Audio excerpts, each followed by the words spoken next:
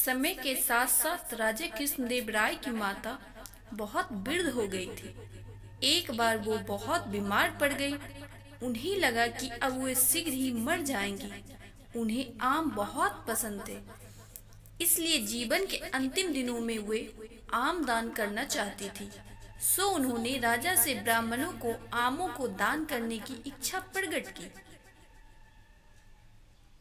वे समझती थी कि इस प्रकार दान करने से उन्हें स्वर्ग की प्राप्ति होगी। सो कुछ दिनों बाद राजा की माता अपनी अंतिम इच्छा की पूर्ति किए बिना ही मृत्यु को प्राप्त हो गई। उनकी मृत्यु के बाद राजा ने सभी विद्वान ब्राह्मणों को बुलाया और अपनी मां की अंतिम अपूर्ण इच्छा के बारे में बताया। कुछ देर तक चुप रहने के पश्चात ब्राह्मण बोले, यह तो बहुत ही बुरा हुआ महाराज। अंतिम इच्छा के पूरा न होने की दशा में तो उन्हें मुक्ति ही नहीं मिल सकती। वे प्रेत योनि में भटकती रहेंगी। महाराज, आपको उनकी आत्मा की शांति का उपाय करना चाहिए।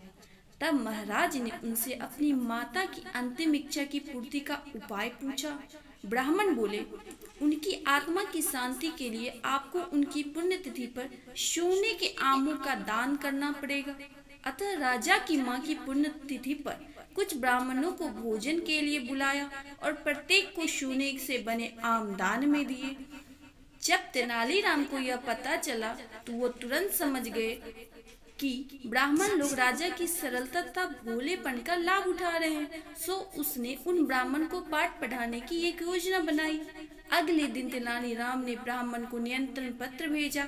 उसमें लिखा था कि तेनालीराम भी अपनी माता की पुण्यतिथि पर दान करना चाहता है, क्योंकि वे भी अपनी एक अधूरी इच्छा लेकर मरी थी। जब उससे पता चला कि उसकी मां की अंतिम इच्छा पूरी न होने के कारण प्रेत योनि में भटक रही होगी, वो बहुत ही दुखी है और चाहता है कि जल्दी उसकी मां की आत्मा को शांति मिले। ब्राह्मण ने सोचा कि तेनालीराम के घर से भी बहुत सा धन मिलेगा, क्योंकि वह भी शाही विदूषक है। सभी ब्राह्मण निश्चित दिन तेनालीराम के घर पहुंच गए। ब्राह्मणों को स्वादिष्ट भोजन परोसा गया। भोजन करने के पश्चात सभी दान मिलने की प्रतीक्षा करने लगे।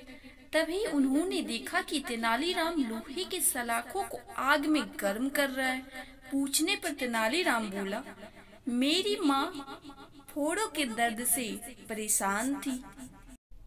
मृत्यु के समय उन्हें बहुत तेज दर्द हो रहा था। इससे पहले कि मैं गर्म सलाखों से उनकी सिकाई करता, वह मर चुकी थी।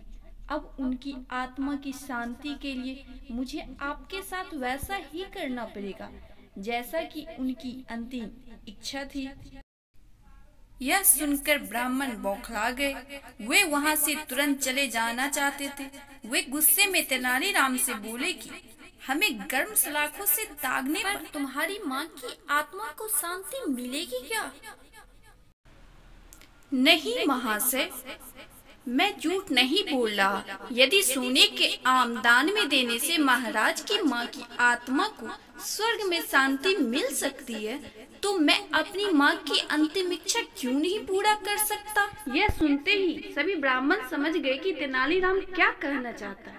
वो बोले, तेनालीराम, हमें क्षमा करो, हम वे सोने के आम तुम्हें दे देते हैं, बस तुम हमें जाने दो। तेनालीराम ने सोने के आम लेकर ब्राह्मण को जाने दिया, परंतु एक लालची ब्राह्मण ने सारी बात जाकर राजा को बता दी। यह सुनकर राजा क्रोधित हो गए और उन्होंने तेनालीराम को बुलाया। वो बोले, तेनालीराम, यदि तुम्हें सोने के आम चाहिए थे तो वो मुझसे मांग लेते। तुम इतने लालची कैसे हो गए कि तुमने ब्राह्मणों से सोने के आम ले लिए? महाराज, मैं लालची नहीं हूँ, अपितु मैं उनकी लालच की प्रवृत्ति को रोक रहा था। यदि वे आपकी माँ की पुण्यतिथि पर सोने के आम ग्रहण कर सकते हैं, तो मेरी माँ की पुण्यतिथि पर वो लोहे की गर्म सलाखें क्यों नहीं झेल सकते हैं?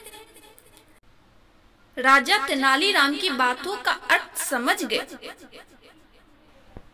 उन्होंने ब्राह्मणों को बुलाया और उन्हें भविष्य में लालच त्यागने को कहा।